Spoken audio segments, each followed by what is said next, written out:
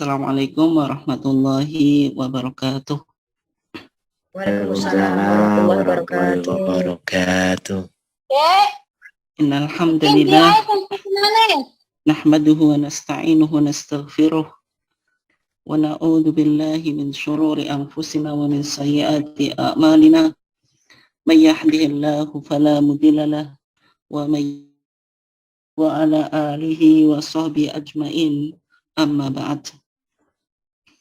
Yang saya hormati Ketua dan seluruh jajaran pimpinan cabang Kota Bojonegoro dan juga bapak-bapak, ibu-ibu sekalian, jamaah ketarjian Kota Bojonegoro dari berbagai macam aum, baik sekolah, rumah sakit, panti asuhan, ma'had maupun yang lainnya.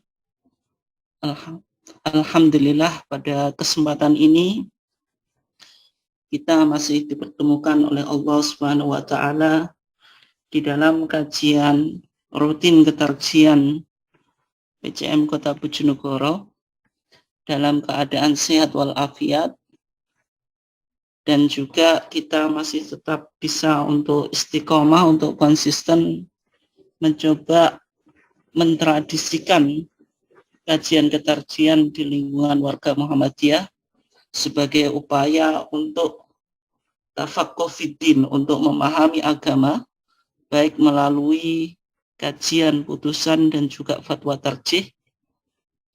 Salawat serta salam semoga tetap terlimpahkan kepada Nabiullah Muhammad sallallahu alaihi wasallam, kepada keluarganya, sahabatnya, dan seluruh orang yang mengikuti sunnah atau jejak ajarannya sampai hari kiamat nanti. Jemaah sekalian yang dimuliakan Allah, insya Allah pada kesempatan ini kita akan mengkaji tentang 3 pendekatan dalam bertarjih dan bagaimana kita nanti mencoba mengaplikasikan 3 pendekatan dalam bertarjih itu untuk melihat yaitu permasalahan yang berkaitan dengan menutup aurat atau satrul aurah.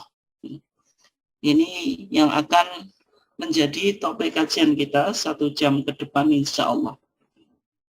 Bapak-bapak dan ibu sekalian yang dimuliakan Allah, ketika kita bicara tentang pendekatan dalam bertarjih, maka pendekatan di dalam bertarjih itu menggunakan 3 pendekatan. Maksudnya pendekatan itu apa? Pendekatan itu bagaimana kita memahami sesuatu atau realitas sosial sebagaimana yang digunakan oleh majelis tarjih di dalam menyikapinya. Sehingga di dalam manhaj tarjih disebutkan ada 3 model pendekatan yang digunakan oleh Muhammadiyah di dalam menganalisa dan mengkaji sebuah fenomena sosial yang berkaitan dengan keagamaan, yaitu bahwasanya majelis tarjih menggunakan 3 pendekatan. Yang pertama disebut bayani, yang kedua burhani, yang ketiga irfani. Yang disebut bayani secara singkat yaitu pendekatan melalui tek-tek agama atau nusus asyariyah, yaitu tek-tek agama baik Quran dan Sunnah. Jadi ketika kita melihat sesuatu itu kita jadikan nusus asyariyah atau nusus asyariyah atau religious text, teks agama sebagai sumber primer di dalam beragama, itu sebagai titik tolak untuk kita jadikan acuan di dalam menganalisa dan mengkaji sesuatu.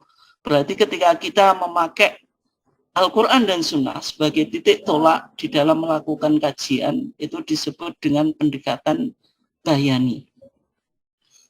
Yang kedua, Bapak Ibu sekalian yang dimuliakan Allah, Muhammadiyah tidak hanya menggunakan bayani, tapi juga Muhammadiyah menggunakan pendekatan burhani.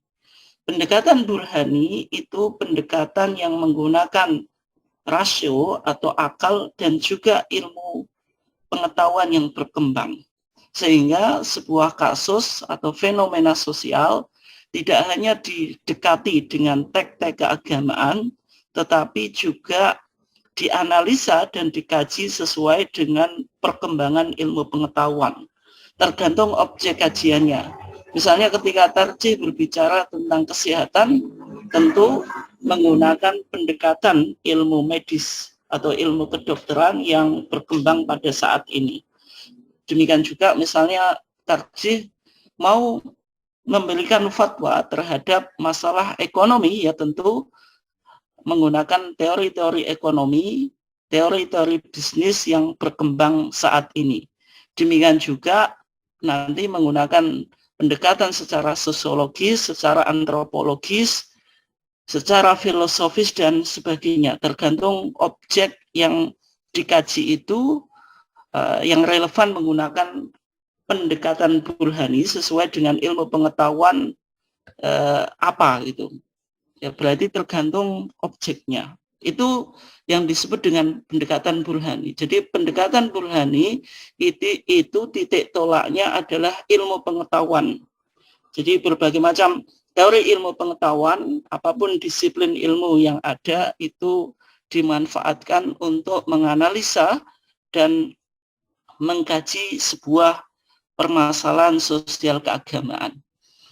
Yang ketiga, Bapak Ibu sekalian yang dimuliakan Allah, jadi majelis tarjih tidak hanya menggunakan bayani tekstual normatif dan juga bukan hanya menggunakan burhani, yaitu pendekatan rasional dan ilmu pengetahuan, tetapi juga Muhammadiyah menggunakan pendekatan irfani, yaitu menggunakan kekuatan hati nurani atau intuisi, sehingga kebenaran itu tidak hanya dilihat secara tekstual atau secara bayani, secara dalil Quran dan Sunnah, dan juga tidak dilihat secara burhani, rasional dan empiris, tetapi juga menggunakan pendekatan intuisi, yaitu melalui kepekaan hati nurani. Ini juga ditempuh oleh Muhammadiyah. Sehingga kalau kita lihat Bapak Ibu sekalian yang dimuliakan Allah, di dalam tiga pendekatan tadi sebenarnya sudah diputuskan oleh Majelis Tarjih di Monas Tarjih tahun 2000. Di sana dijelaskan bahwasanya Muhammadiyah di dalam berijtihad itu menggunakan tiga model pendekatan. Yang pertama adalah bayani, yaitu merespon permasalahan dengan titik tolak utama, yaitu an-nusus asy-syar'iyyah, yaitu Al-Quran dan As-Sunnah, sebagai konsekuensi bahwasanya Muhammadiyah adalah gerakan tajdid yang memiliki slogan atau moto aruju ilal Quran wa Sunnah, back to the Quran and Sunnah. Kemudian yang kedua yaitu merespon permasalahan dengan, yaitu pendekatan burhani maksud saya, yaitu merespon permasalahan dengan banyak menggunakan ilmu pengetahuan umum yang berkembang. Sehingga kalau kita lihat di dalam fatwa dan putusan Majelis Tarjih selalu mensinkronkan atau mengintegritaskan antara bayani dengan burhani. Jadi Muhammadiyah tidak pernah memahami bahwasanya ada dikotomi atau pemisahan antara agama dengan ilmu pengetahuan. Kemudian yang ketiga, irfani. Irfani itu apa? Sebagaimana yang sudah saya sampaikan tadi, yaitu merespon permasalahan dengan kepekaan nurani dan ketajaman intuisi batin melalui tazkiyatun nafs atau the purification of soul, yaitu pendekatan hati nurani. Sehingga ijtihad yang dicapai itu tidak hanya mengandalkan teks Quran dan Sunnah dan juga kekuatan akal melalui burhani, tapi juga ijtihad itu kita berharap bahwasanya ijtihad itu mendapatkan bimbingan dari Allah Subhanahu wa taala, dan apa yang kita lakukan itu nanti tujuannya bagaimana mencapai sebuah ketakwaan dan juga cara beragama yang benar. Nah, itu yang disebut irfani. Nah, Bapak Ibu sekalian yang dimuliakan Allah, kalau kita coba kaji secara singkat, Tapi insya Allah ini ada kajian secara khusus. Nanti suatu saat kita bahas satu-satu secara detail. Karena kita sekarang baru pengenalan saja. Kita coba lihat, tadi ada pendekatan bayani, pendekatan tekstual yang menjadikan Quran dan Sunnah atau an-nusus asy-syar'iyyah, religious text, itu sebagai titik tolak. Itu sebenarnya objeknya dalam masalah-masalah apa. Secara umum ketika kita bicara tentang pendekatan bayani, maka itu biasanya digunakan di dalam masalah-masalah yang berkaitan dengan ibadah makhduh. Muhammadiyah dulu, atau Bapak Ibu sekalian, ketika kita bicara al-masail al-khams, masalah 5 atau mabadi' khamsah yang menjadi paradigma pemikiran Muhammadiyah, ketika Muhammadiyah bicara tentang ibadah itu diklasifikasikan menjadi 2. Ada ibadah makhduh, ibadah khusus yang ada aturan dan tata caranya atau kaifiyahnya dari Allah Subhanahu wa taala, dan ada ibadah amah atau ibadah ghair makhduh. Nah, ketika kita bicara tentang ibadah makhduh atau ibadah khusus, maka secara umum digunakan pendekatan bayani. Karena dalam konteks ibadah ada kaidah yang Bapak Ibu sekalian perlu untuk dipahami atau perlu untuk memahami. Yang pertama yaitu kaidah al-aslu fil ibadah at-tauqif, yaitu hukum asalnya ibadah itu at-tauqif, yaitu mengikuti atau ittiba, mengikuti Quran dan Sunnah. Kemudian yang kedua, al-aslu fil ibadati al-butlan, hukum asalnya ibadah itu batil atau tidak sah, hatta yadulla dalilu alal amri, sampai ada dalil yang memerintahkan. Sehingga di dalam pandangan Muhammadiyah, semua ritus ibadah itu dianggap tidak sah kecuali ada dalilnya dari nas Al-Quran maupun As-Sunnah. Sehingga kalau kita bicara kajian ketarjihan, selalu berbicara pada Quran dan Sunnah. Artinya, jika sebuah ritus ibadah itu tidak ada dalilnya atau argumentasinya dari Quran dan Sunnah, itu diistilahkan dengan istilah bid'ah. Bid'ah itu melakukan inovasi di dalam agama. Dan dalam pandangan Muhammadiyah, melakukan inovasi di dalam ibadah makhduh itu tidak boleh atau tidak diperkenankan, sebagaimana dalam hadis Nabi Muhammad SAW mengatakan, man amila amalan laisa alaihi amruna fawaradun, atau man ahdatsa fi amrina hada ma laysa minhu fawaradun. Artinya apapun bentuk ibadah yang tidak ada sumbernya dari Quran dan Sunnah, maka itu raddun, ay mardud, maksudnya tertolak. Nah, sehingga pendekatan bayani itu secara umum banyak digunakan dalam masalah ibadah makhduh. Kemudian yang kedua, tadi ada pendekatan burhani. Nah, pendekatan burhani itu digunakan di dalam Muhammadiyah untuk memberikan dinamika pemikiran tarjih di luar bidang ibadah makhduh atau khusus. Ini objeknya di dalam istilah tarjih disebut al-muamalah dunyawiyah, atau perilaku sosial atau relasi antara manusia dengan sesama yang tidak ada kaitannya dengan ibadah atau bukan menjadi tugas seorang rasul. Itu. Nah, itu secara umum Muhammadiyah dalam mendekati masalah-masalah itu dengan pendekatan burhani. Ya, contohnya misalnya Muhammadiyah menggunakan capaian-capaian ilmu pengetahuan.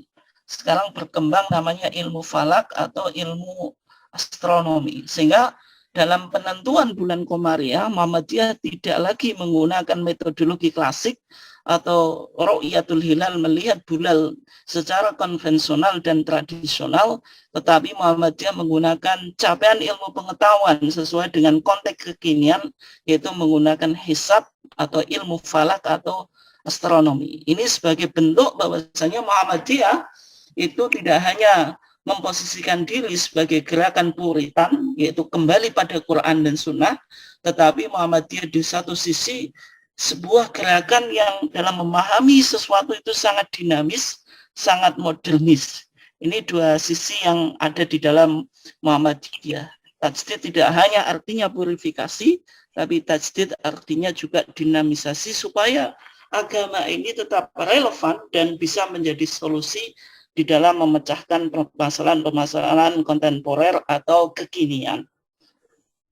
Nah, tadi berarti pendekatan Buya Burhani itu digunakan untuk melakukan kontekstualisasi, yaitu melihat sesuatu secara kontekstual. Artinya tidak literal. Misalnya tadi, meskipun dalam hadis Rasulullah mengatakan sumu li ru'yatihi wa aftiru li ru'yatihi fa in gumma alaikum fa akmilu iddata sya'ban 30 yauman. Dalam konteks penentuan bulan Qamariyah, Rasulullah mengatakan puasalah sebab melihat bulan dan berbukalah sebab melihat bulan. Nah, hadis ini dibaca oleh Muhammadiyah tidak secara tekstual tetapi secara kontekstual, diambil spiritnya. Ya, kenapa kok Nabi Muhammad memerintahkan ru'yatul hilal secara konvensional? Karena ketika dulu umatnya Nabi Muhammad secara umum itu digambarkan oleh Nabi Muhammad sendiri, yaitu para sahabat digambarkan oleh Nabi Muhammad sendiri. Nabi Muhammad mengatakan apa? Nahnu ummatun ummiyatun la naktubu wa la nahsub. Kami adalah umat yang tidak bisa baca tulis. Umat yang ummiyah tidak bisa baca tulis sehingga tidak bisa menulis dan menghitung.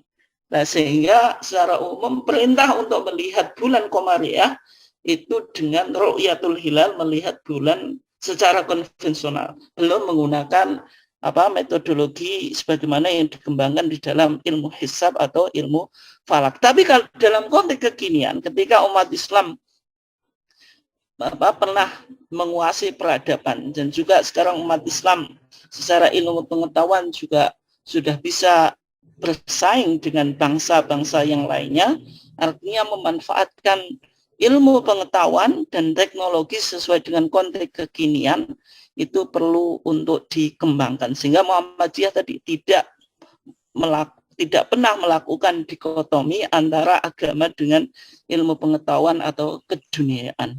Kemudian yang ketiga, yang berikutnya, kenapa kok kita menggunakan pendekatan burhani? Yaitu supaya dapat memberikan wawasan untuk memahami teks atau nas dan memberikan petunjuk bagaimana memahami konteks dalam bingkai maqasid asy-syari'iyah atau maqasid syariah, yaitu tujuan-tujuan syariat. Bahwasanya syariat itu datang untuk memproteksi 5 hal. Ini suatu saat kita kaji. Yang pertama, hifdzuddin, yaitu memproteksi agama. Yang kedua, hifdzul akal, memproteksi akal. Yang ketiga, hifdzul mal, memproteksi harta. Kemudian yang keempat, hifdzun nasl, yaitu memproteksi keturunan. Kemudian yang berikutnya, hifdzuddin, yaitu memproteksi agama. Ini yang disebut sebagai maqasid syariah. Artinya semua syariat, semua hukum itu pasti pada endingnya atau intinya ingin merealisasikan 5 hal itu. Kemudian berikutnya ada pendekatan irfani. Nah, kenapa kok kita menggunakan pendekatan irfani? Ya, pada dasarnya pendekatan irfani itu untuk menilai sesuatu bukan hanya berdasarkan pada teks atau dalil Quran dan Sunnah, dan juga bukan menggunakan kekuatan akal dengan tadi pendekatan burhani, menggunakan ilmu pengetahuan dan teknologi, tetapi ada kebenaran yang mungkin kita bisa capai, yaitu dengan kepekaan hati nurani dan ketajaman intuisi batin, bahwasanya ada kebenaran di dalam hati nurani kita.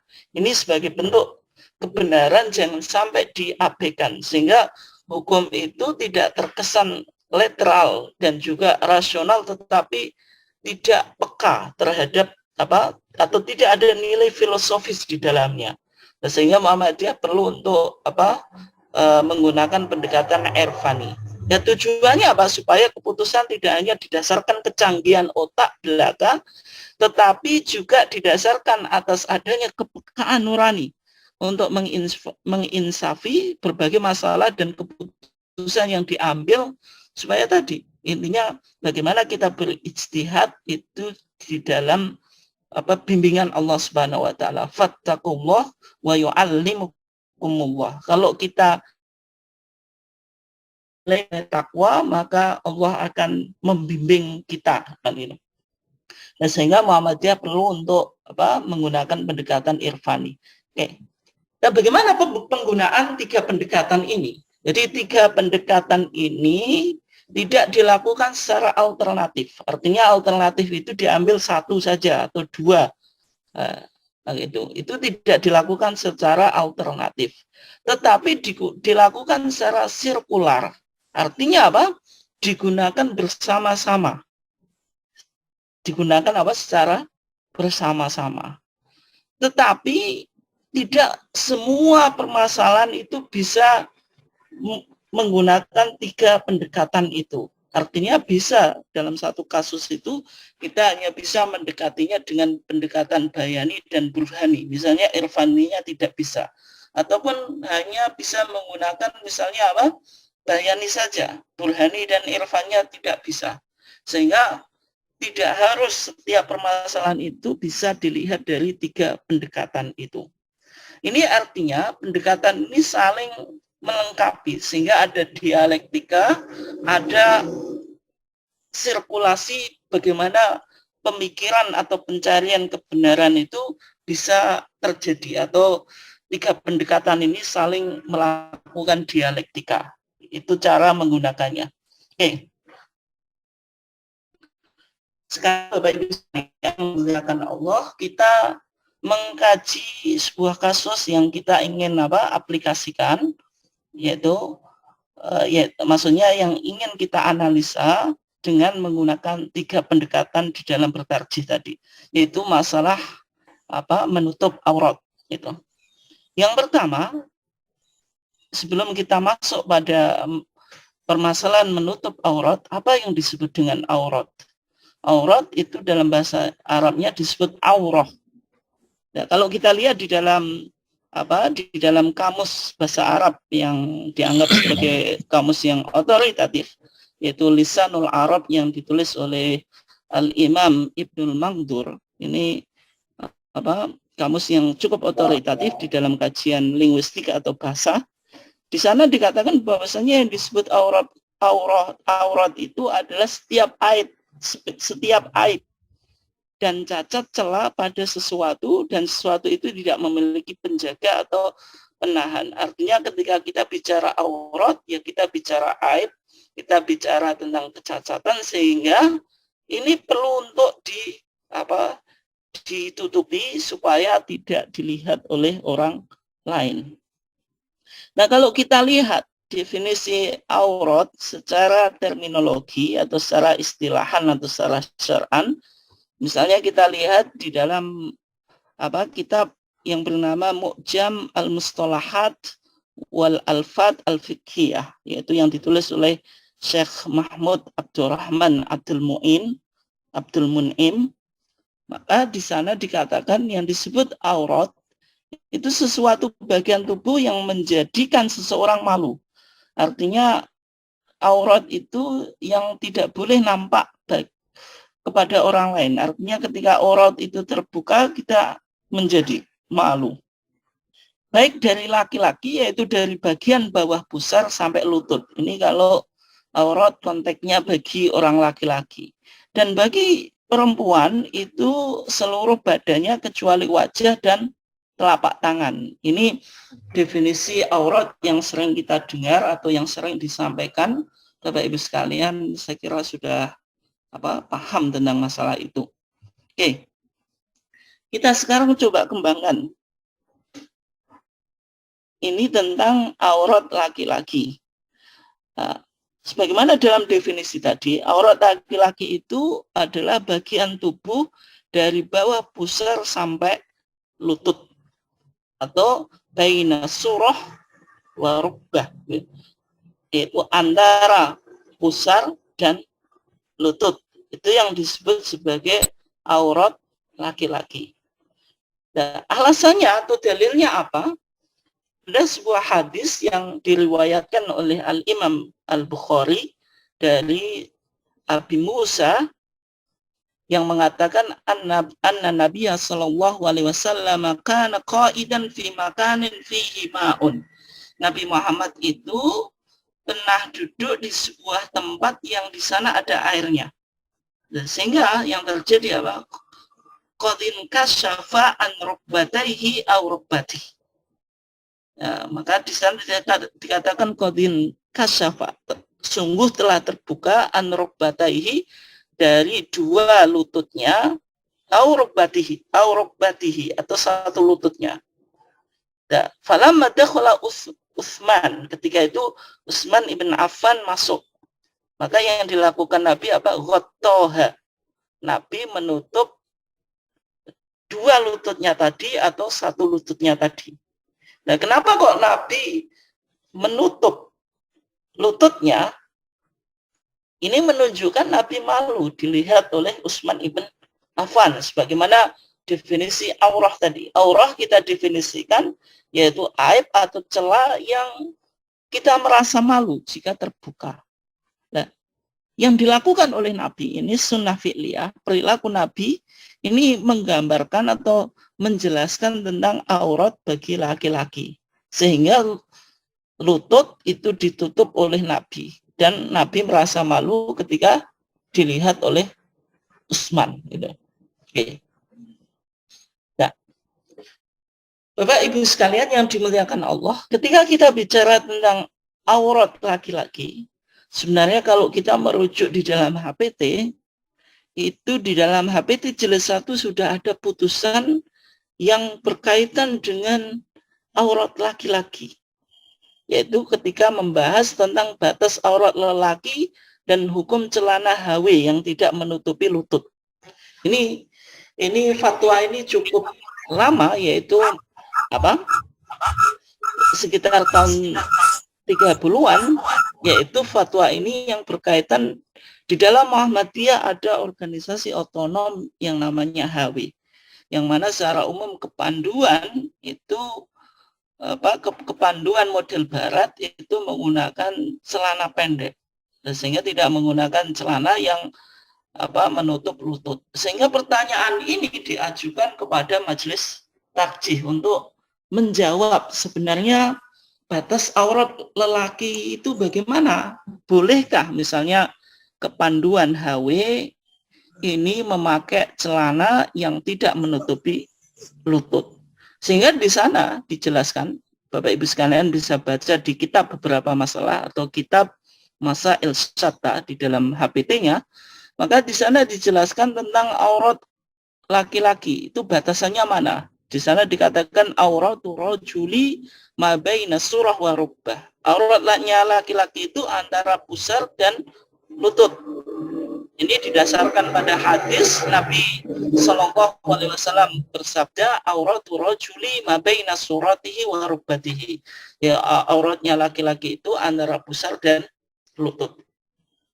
Nah, kalau aurat laki-laki itu antara pusar dan lutut, bagaimana dengan paha? Apakah paha itu aurat? Ya jelas.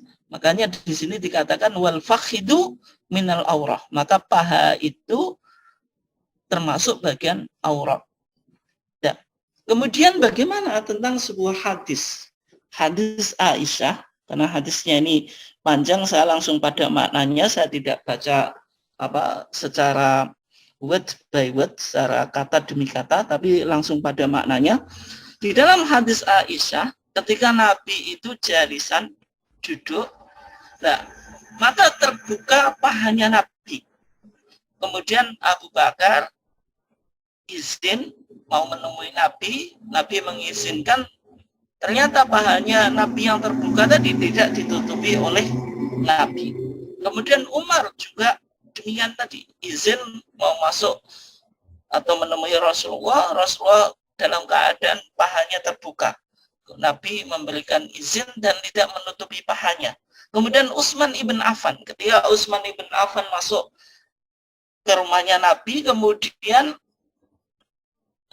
Nabi menemuinya, tapi sebelum menemuinya menarik di sini, Nabi maka menutupi pahanya itu dengan kain. Tatkala mereka semuanya sudah meninggalkan Nabi, maka Aisyah bertanya atau ingin mendapatkan jawaban. Sehingga Aisyah bertanya kepada Nabi, ya Rasulullah, tadi Abu Bakar, Umar minta izin untuk menemui kamu, kemudian engkau mengizinkannya, tetapi engkau dalam keadaan yang semula, artinya pahanya masih terbuka. Tapi kenapa ketika Utsman masuk, minta izin masuk untuk menemui Nabi atau menemui engkau, tapi engkau menutupi paha engkau dengan dengan kain? Maka Nabi meresponnya, ya Aisyah tuh, hai Aisyah, ala astahyi min rajulin wa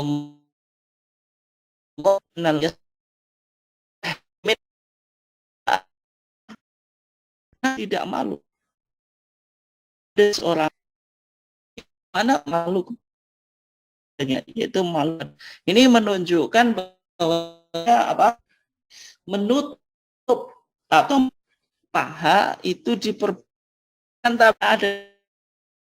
tetapi ketika tidak ada hajah, tidak ada keperluan yang mendesak, yang namanya paha itu seharusnya ditutup.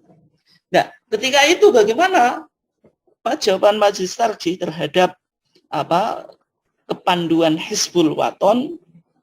Maka ketika itu Majelis Tarjih mengambil sebuah keputusan bahwasanya kasyafah Hizbul Waton, atau kasyafah itu kepanduan Hizbul Waton, itu dianjurkan kalau memakai celana itu celana yang menutupi lututnya, itu bukan sebagaimana yang umum dipakai oleh kepanduan-kepanduan yang lain, termasuk kepanduan-kepanduan yang mengikuti model kepanduan Barat atau Belanda ketika itu. Kemudian kullaha ri'ayatan littihad, dan semua semua cabang ranting Hizbul Waton supaya memiliki pakaian yang sama. Artinya semuanya dianjurkan untuk menutupi aurat. Oke.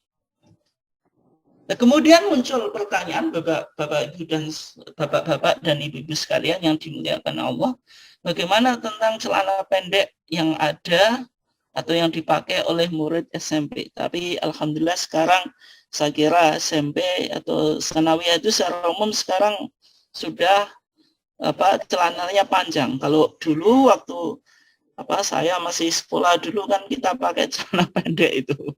Nah, ini juga pernah disampaikan oleh Majelis Tarjih, yang mana di sana dijawab bahwasanya memang secara umum Majelis Tarjih itu mengikuti aturan tentang seragam yang umum dipakai. Kemudian Majelis Tarjih menjelaskan bahwasanya siswa di usia SMP itu secara umum belum balik, meskipun mereka sudah mumayyiz. Mumayyiz itu sudah bisa membedakan mana yang benar dan mana yang baik. Dan di usia SMP itu kalau enggak sholat kan sudah dipukul juga kan itu. Tetapi karena mereka mungkin sebagian belum balik, ketika mereka pakai celana pendek, ketika itu ya tidak kena dosa karena kan belum balik. Tetapi di sana menarik ya, di bawahnya di fatwa ini yang paling bawah dikatakan, namun dari segi pendidikan sebaiknya agar sejak dini dilatih membiasakan menutup auratnya, tentu saja termasuk murid wanita. Ini artinya penting, meskipun maksudnya Majelis Tarjih memberikan pandangan ya sebaiknya SMP pun juga kalau bisa menutup auratnya itu sudah dilatih, dibiasakan. Meskipun kalau misalnya aturan ketika itu, aturan kebijakan seragam di dunia pendidikan, SMP belum memakai celana. Tetapi di luar itu harus dibiasakan. Nah, ini juga mungkin penting untuk kita coba lihat bagaimana sekolah-sekolah yang misalnya SD itu apakah sudah dibiasakan memakai celana yang sudah menutup lutut, artinya celana panjang. Itu kalau bisa dan tidak kontras dengan kebijakan pendidikan, itu saya kira lebih baik karena mencerminkan tentang bagaimana berpakaian yang diajarkan di dalam Islam. Nanti Bapak Ibu sekalian bisa diskusikan di sesi pertanyaan. Oke, kita lanjut berikutnya. Kalau kita lihat di dalam HPT kita jilid 3, satrul aurah, menutup aurat itu menjadi penting, terutama ketika kita mau melakukan sholat.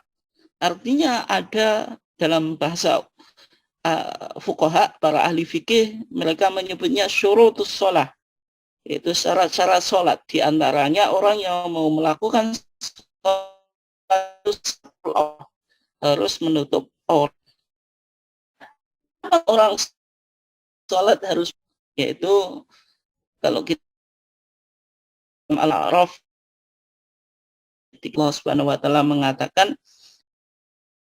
bani Adam zinanda kulli masjidin. Wahai anak Adam, khudu zinatakum. Pakailah perhiasanmu inda kulli masjidin, setiap kali memasuki masjid. Ini yang dijelaskan zinatakum, perhiasan tadi. Artinya di sini perlu kita pahami, orang menutup aurat itu artinya menghiasi diri. Menghiasi diri yang wajib itu menutup aurat kita. Gitu. Dan kemudian berhias itu bisa lebih daripada itu. Tapi kalau kita bicara berhias dengan menutup aurat itu menjadi wajib. Yang lebih dari itu, misalnya kita memakai pakaian yang rapi, memakai pakaian yang wangi, pakaian yang layak dan pantas untuk dilihat, itu lebih dari itu. Tapi intinya ketika kita mau masuk masjid dalam ayat ini kan dikatakan inda kulli masjidin, ketika memasuki masjid untuk apa? Untuk ibadah. Misalnya sholat, tawaf, kemudian i'tikaf, itu dianjurkan memakai pakaian, artinya di sini satrul aurah, yaitu menutup aurat. Ini yang wajib pun yang lebih dari itu, misalnya pakai yang pantas tadi itu berarti ada nilai lebihnya. Tapi yang wajib yaitu yang menutup aurat. Artinya di sini kita pahami sholat itu tidak sah tanpa aurat. Kemudian dikatakan Rasulullah SAW saja la yaqbalullaha sholata ha'il, artinya wanita yang sudah balik, sudah dewasa, illa bihimarin, kecuali dengan khimar. Khimar itu pakaian yang menutup kepala. Itu artinya kepalanya itu jangan sampai terbuka, sebagaimana anak-anak atau anak-anak perempuan yang belum usia balik, dan biasanya belum pakai, kalau dalam bahasa kita jilbab, itu belum pakai khimar. Meskipun dalam HPT kita diterjemahkan tanpa menutup aurat, tapi arti khimar itu sebenarnya tadi pakaian yang menutupi kepala. Oke. Nah, sehingga dari sini Bapak Ibu sekalian yang dimuliakan Allah, maka di dalam kita sholat itu harus kita perhatikan cara berpakaian di dalam sholat gitu. Meskipun kalau tadi kita bicara tentang batasan aurat laki-laki ya antara lutut dan pusar. Nah, bagaimana dengan baju atas itu? Apakah ketika kita menjalankan sholat berarti hanya mengikuti ketentuan menutup aurat, yaitu antara pusar dengan lutut. Artinya tanpa pakai baju atas pun juga sah tadi kalau melihat pada definisi aurat laki-laki. Ini ibu-ibunya didengarkan dulu saja, karena ini baru bicara tentang laki-laki. Nah, ternyata ada beberapa hadis yang nanti kita bisa jadikan pertimbangan untuk melihat sebenarnya etika berpakaian dalam sholat bagi laki-laki itu apakah hanya cukup menutup aurat atau kita juga sebaiknya memakai baju atas gitu. Oke. Kalau kita lihat di dalam hadis, ada dua hadis, yaitu hadis Jabir sama Abi Hurairah. Di sana dikatakan Nabi SAW bersabda, "Ingkana thawbu wasi'an faltahib bih." Kalau baju itu lebar, maka ketika kita sholat, maka kita kemulkan baju itu ke badan kita. Artinya badan bagian atas itu ada kainnya. Atau dalam riwayat Muslim dikatakan fakhalif baina tarafai. berarti ujungnya itu harus dibuat dua, artinya ya kayak dikemuli itu. Tapi kalau bajunya itu ingkana dhayiqan fattazir bih. Kalau bajunya itu pendek, artinya tidak cukup dibuat untuk menutupi bagian yang atas, kita hanya buat kayak kita memakai sarung. Kalau memakai sarung bebetan, itu kan berarti bagian bawah, pusar ke bawah itu yang ditutupi. Berarti ini dilihat konteksnya bajunya itu panjang atau bajunya pendek. Kalau konteks sekarang ya rata-rata kita tidak punya masalah ya, kecuali dalam keadaan-keadaan terpaksa. Tapi selama kita mukim di rumah, ya insya Allah kasus-kasus ini jarang terjadi ya. Ya kecuali mungkin suatu saat bahkan kita kotor semuanya, dicuci semuanya, hanya tinggal sarung saja. Gitu. Kemudian yang kedua, ada hadis Abu Hurairah yang Rasulullah SAW mengatakan la yusalli ahadukum fi thawbil wahid laisa ala atikihi syai'un.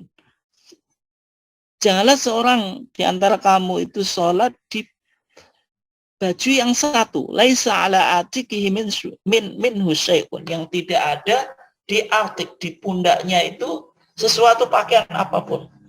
Ini artinya menunjukkan bahwasanya bagi orang laki-laki pun di sana dijelaskan di pundaknya itu harus ada Harus ada pakaian. Artinya bagian atas aurat itu tetap harus ada kain yang menempel.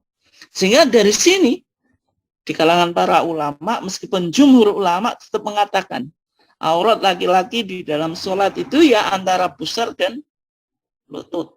Tetapi sebagian ulama, misalnya dalam mazhab Hambali, ketika memahami hadis ini, dua hadis ini, mazhab Hambali mensyaratkan bahwasanya sholat itu yang pertama auratnya antara pusar dan lutut itu harus ditutup, dan juga disyaratkan jangan sampai pundaknya itu tidak ada pakaian yang menempel. Kemudian kalau kita lihat di dalam mazhab mazhab Syiah Zaidi Al-Hadawi atau mazhab Zaidi Hadawi, maka menutup punggung dan bagian atas dari aurat itu disunnahkan, wajib. Ya, meskipun kalau kita bicara tentang jumhur ulama ya hanya menjelaskan bahwasanya aurat laki-laki itu dalam sholat ya antara pusar dan lutut.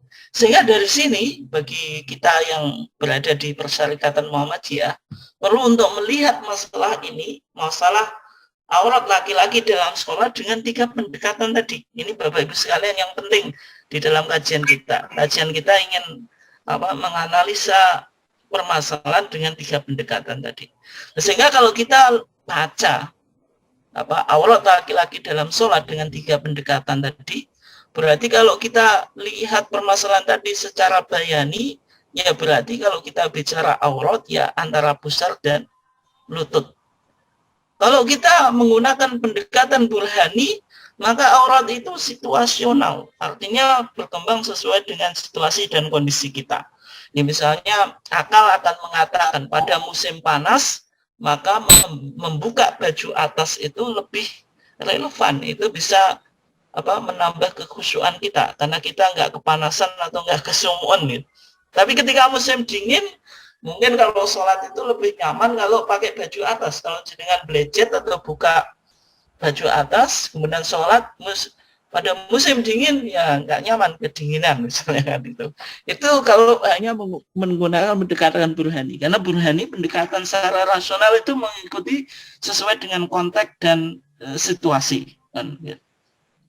Kemudian ini perlu untuk kita melihatnya dari pendekatan irfani, yaitu memakai baju atas lebih sesuai dengan etika atau kesopanan dan simbol atau nilai spiritualitas.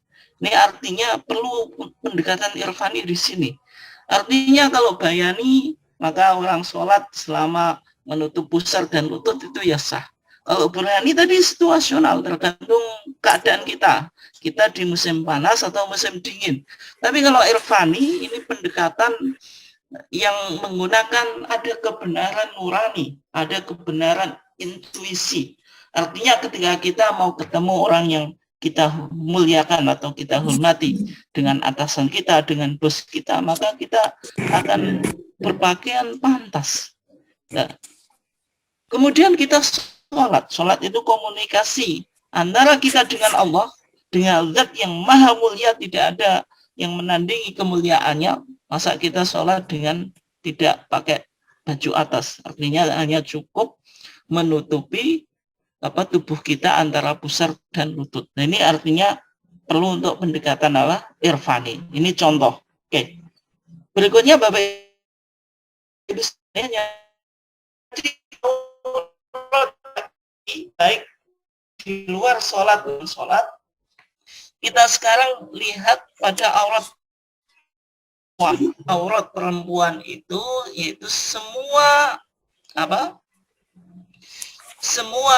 tubuhnya,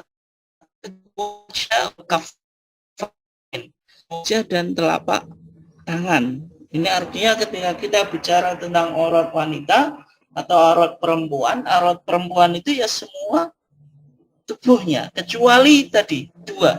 Yang pertama al-wajhu, wajah. Ya, wajah itu apa? Wajah itu Bapak Ibu-ibu sekalian, ini khusus bagi ibu ya. Untuk ibu-ibu supaya tahu batasan wajah, Pak. Batasan wajah itu sama dengan wajah yang jenengan basuh ketika wudhu. Nah, ketika kita wudhu, wajah itu kan ya ayyuhalladzina amanu idza qumtum ila sholati faghsilu wujuhakum, basuhlah wajahmu. Wajah itu dari mana? Ya, dari permulaan tumbuhnya rambut. Ini kalau vertikal ya, ke atas ya, ke atas bawah. Ini kan berarti dari munculnya tumbuhnya rambut sampai ke dagu ini.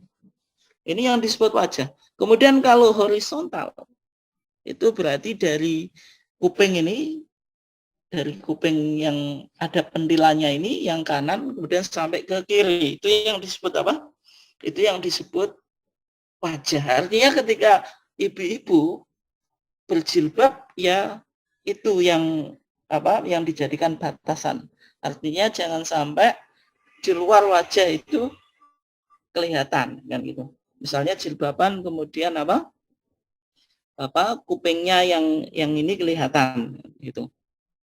Atau misalnya rambut atasnya kelihatan, atau misalnya lehernya kelihatan. Ini berarti kan itu sudah aurat karena batasan wajah tadi itu.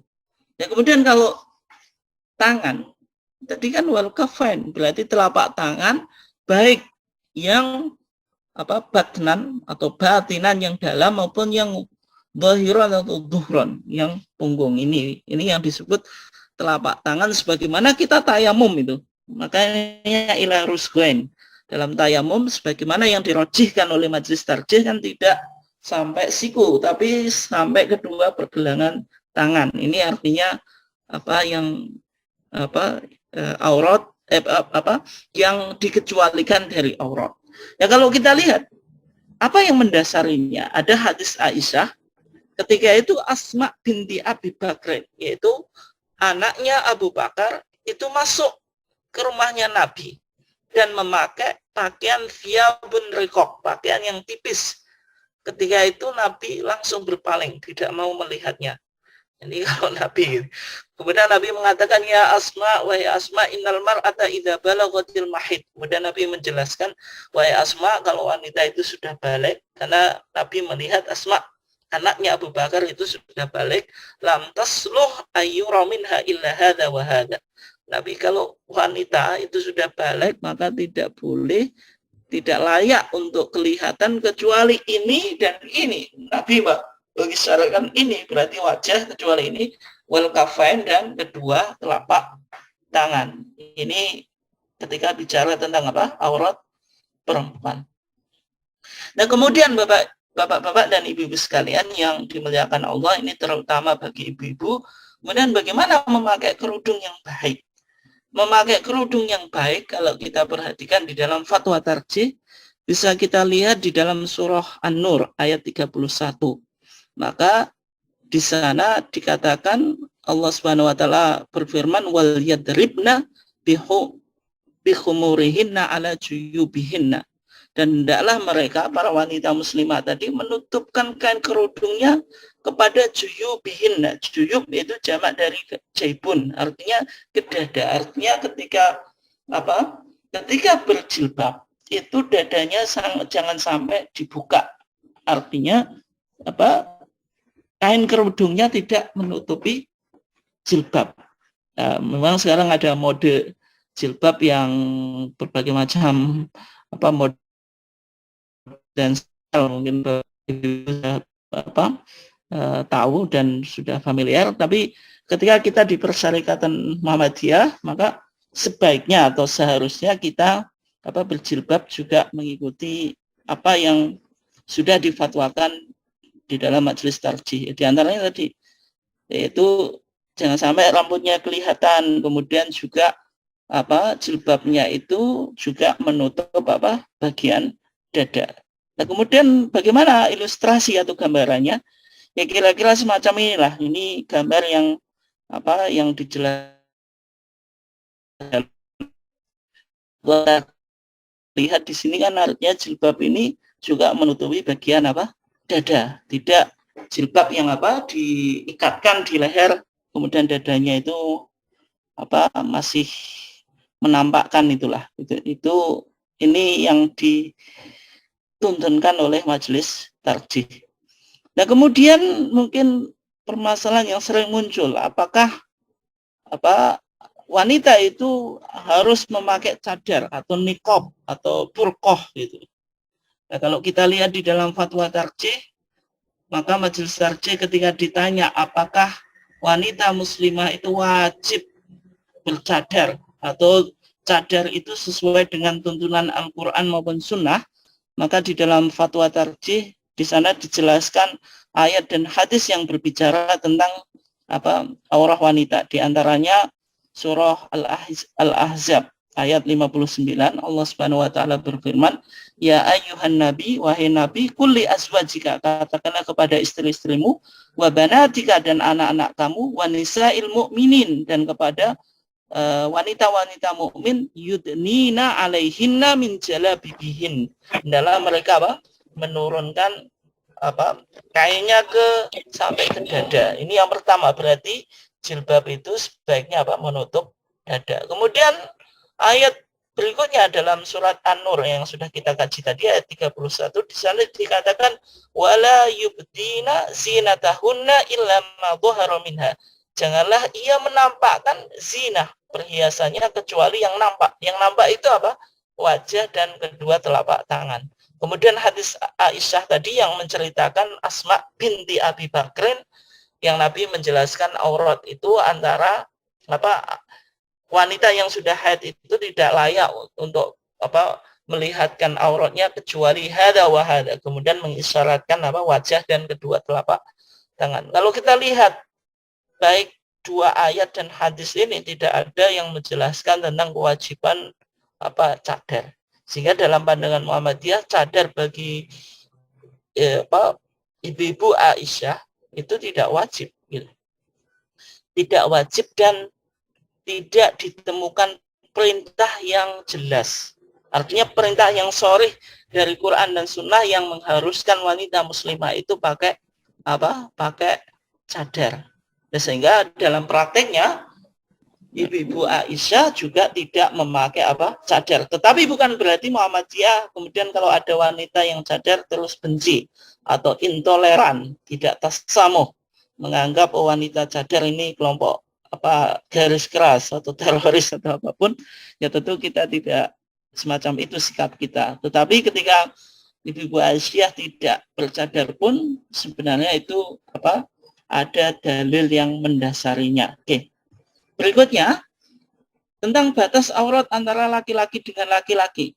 Batas aurat antara laki-laki dengan laki-laki ya tadi baina surah wa rukbah, antara pusar sampai kedua lutut. Ini hadisnya enggak saya baca ya, tapi intinya yang saya sampaikan ini ada dalilnya biar kita nanti banyak diskusi. Kemudian berikutnya batas aurat perempuan dengan perempuan.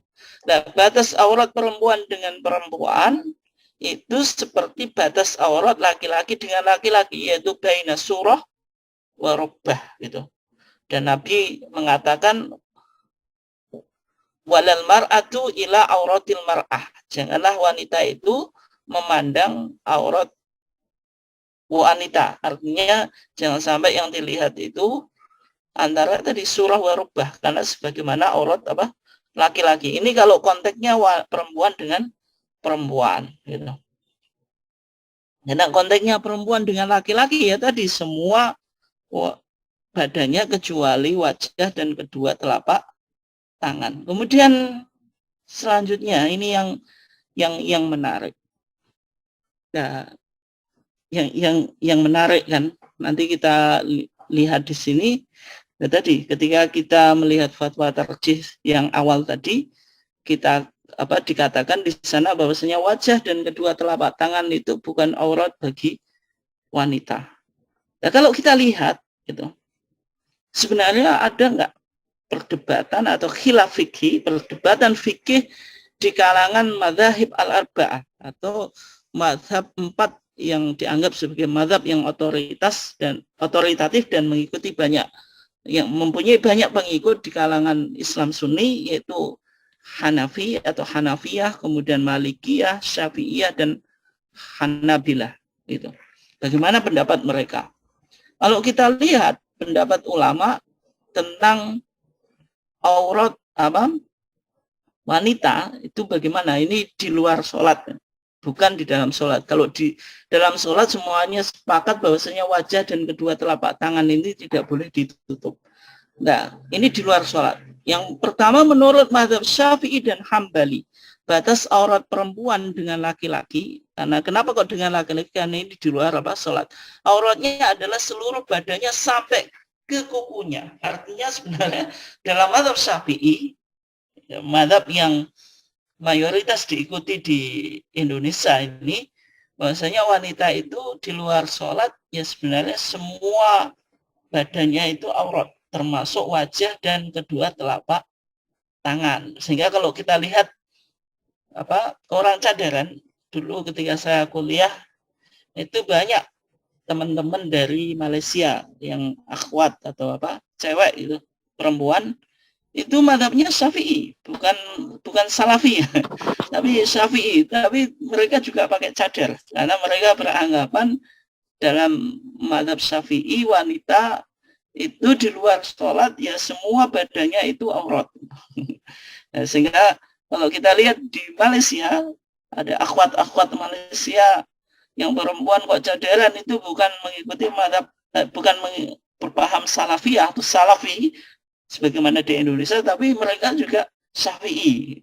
Meskipun kalau perempuan di Indonesia yang bermadzhab Syafi'i, karena dalam masalah ini mereka membolehkan intiqalul madhab, yaitu pindah madhab ketika tidak memungkinkan mengikuti pandangan madhab Syafi'i. Artinya dalam konteks aurat kalau di Indonesia ini tidak mengikuti madhab Syafi'i, tapi mengikuti nanti yang kedua yaitu mazhab Hanafi atau Maliki. Dan di dalam mazhab Syafi'i, dalam rumusan mazhab Syafi'i, intiqal mazhab, pindah ke mazhab itu diperbolehkan. Gitu. Tapi kita coba lihat dulu ini bagaimana perdebatan di kalangan para fuqaha atau ahli fikih. Ya, jadi dalam mazhab Syafi'i dan Hambali, aurat wanita itu di luar sholat ya seluruh badannya sampai kukunya pun aurat. Dan keduanya mendasarkan pada surah An-Nur ayat 30. Wala yubdzina zinatahunna.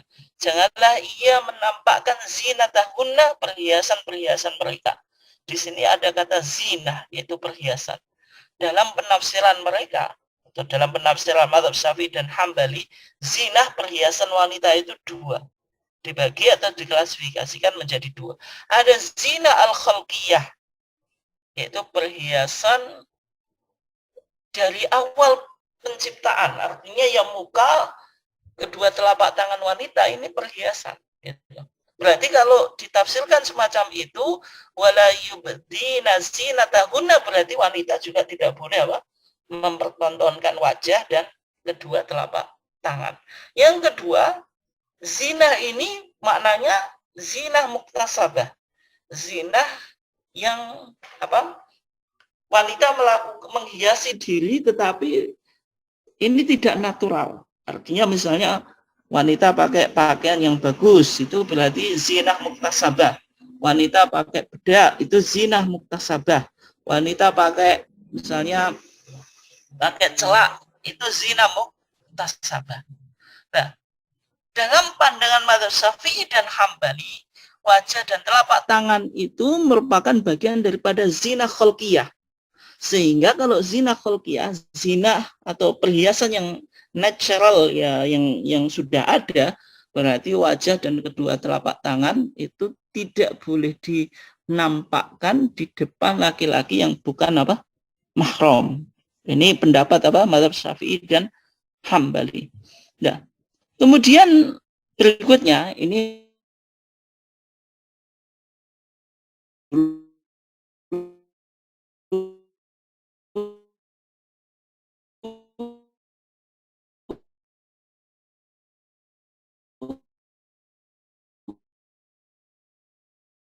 itu semua badannya atau tubuhnya kecuali ada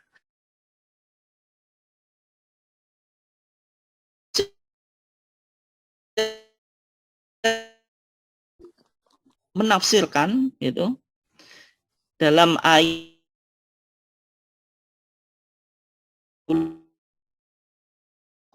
wala yubdina zinatahunna illa ma dhahara minha. Ini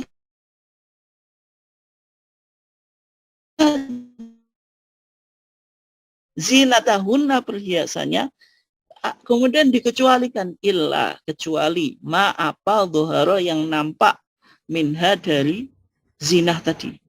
Perhiasan wanita yang sering nampak di dalam interaksi sosial, karena wanita juga perlu melakukan interaksi secara sosial, itu ya wajah, kemudian kedua telapak tangan. Artinya wajah dan kedua telapak tangan itu bukan aurah. Ini menurut mazhab Maliki dan Hanafi. Kalau kita lihat di dalam dalam perbedaan mazhab dari dua pendapat tadi, ya sebenarnya posisi tarjih bagaimana dalam masalah ini. Ya kan, sebagaimana dalam fatwa yang kita belum menemukan suatu nas yang sharih yang mewajibkan wanita memakai cadar, sehingga cadar itu belum dianggap sebagai kewajiban, karena ketika tadi dikaji dalil Quran dan Sunnah belum ditemukan dalil yang sharih yang menunjukkan wanita itu harus bercadar, dan dijelaskan ada indikasi-indikasi istisna atau pengecualian tadi, kecuali wajah dan kedua telapak tangan, sehingga dalam pandangan majelis tarjih ya wajah dan kedua telapak tangan bagi wanita itu bukan aurat itu. Jadi auratnya wanita semua tubuhnya kecuali wajah dan kedua telapak tangan, itu yang dianggap kuat. Kemudian kesimpulan dari kajian kita persis 1 jam nanti kita akhiri, yaitu kesimpulannya ada 3 pendekatan yang digunakan oleh Muhammadiyah di dalam mengkaji dan melihat persoalan-persoalan sosial keagamaan. Yang pertama, pendekatan bayani, pendekatan tekstual normatif. Yang kedua, pendekatan burhani, pendekatan rasional dan sesuai dengan ilmu pengetahuan. Yang ketiga, pendekatan irfani, pendekatan hati nurani dan intuisi, bagaimana melihat sesuatu dari dimensi yang paling dalam. Itu yang disebut irfani. Nah, ketika kita bicara aurat, maka kesimpulan kita dengan menggunakan 3 pendekatan tadi, ya berarti pendekatan bayani melihat pada dasarnya. Dasar itu kita mengatakan aurat laki-laki antara pusar dengan lutut. Aurat wanita semua badannya kecuali wajah dan kedua telapak tangan. Ini kalau laki-laki dan perempuan. Kalau perempuan sama perempuan sama dengan auratnya laki-laki antara lutut dan pusar kan itu. Itu berarti melihat pendekatannya banyak nih. Kita melihat dasar. Kemudian perintah kita memahami berarti tadi hadis-hadis yang sudah kita baca itu, misalnya Nabi ketika kedatangan Utsman itu Nabi menutup pahanya. Ini menunjukkan itu berarti perintah. Artinya tidak boleh aurat paha kita terbuka di depan laki-laki misalnya. Dan batasan aurat secara tekstual atau normatif. Ini kalau kita pendekatannya bayan. Kemudian burhani berarti aurat itu ada nilai rasional dan filosofis. Kenapa kita dianjurkan untuk satrul aurat, menutup aurat, yaitu agama ingin menjaga dan memproteksi kehormatan. Ini penting bapak-bapak dan ibu-ibu, sehingga misalnya wanita muslimah ketika berjilbab, jangan sampai jilbabnya itu terlalu modis, kemudian menampakkan lekuk tubuh atau pakaiannya sangat tipis gitu. Meskipun mungkin semuanya ditutupi, tapi jilbabnya mengikuti modis tidak syar'i ya. Tapi kalau modis sekedar rapi, bagus itu kan itu enggak masalah. Artinya modis misalnya meskipun semua tubuhnya ditutupi tapi masih menampakkan lekuk-lekuk tubuh ataupun kainnya sangat tipis gitu. Menampakkan kulit di dalam. Itu berarti tidak melihatnya secara burhani, bahwasanya menutup aurat itu secara rasional agama ini ingin memproteksi kehormatan wanita. Nah, ketika orang menutup aurat tetapi kehormatannya belum terproteksi karena memicu fitnah, misalnya laki-laki yang melihat ingin menggoda, itu berarti di sini belum bisa menempatkan menutup aurat itu dalam perspektif burhani gitu. Sehingga penting untuk kita melihat ternyata menutup aurat itu secara burhani ya, agama ini atau syariat ini hadir ingin memproteksi kehormatan wanita itu, atau hifdzul karom atau hifdzul arab gitu. Kemudian yang berikutnya ada irfani. Ya, ketika kita menutup aurat itu berarti bentuk ekspresi kesopanan dan etika. Dan juga bisa dikatakan simbol atau nilai spiritualitas. Artinya ini penting. Nah, terutama dalam masalah aurat ini yang agak berat kan wanita ini. Sehingga ketika ibu-ibu Aisyah itu berpakaian Islami, jilbab, itu yang pertama ekspresi kesopanan. Kita hidup dengan kultur atau budaya timur, bukan budaya barat. Itu artinya budaya timur ini menghormati wanita, dan wanita tidak boleh mengekspos